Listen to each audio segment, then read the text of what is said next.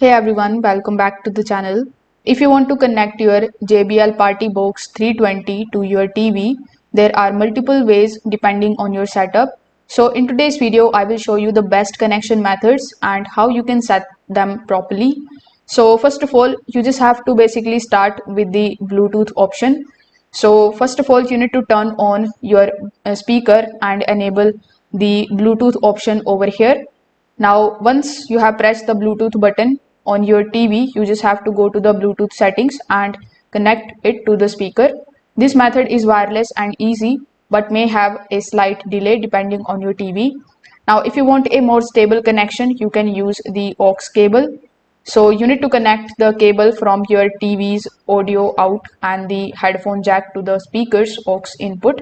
Then switch the speaker to the AUX mode, and this is going to give you consistent audio without any lag. Now, if your TV supports it, you can use the RCA cable as well. So you need to connect the red and the white audio cables from your TV to the speaker. Then select the correct input on the speaker to activate the connection. This is going to work well for the older or non-Bluetooth TVs.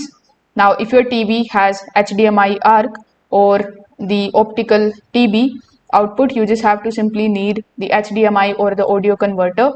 Then connect your TV to the converter and then use AUX or RCA from the converter to the speaker. This also allows compatibility with the modern TVs.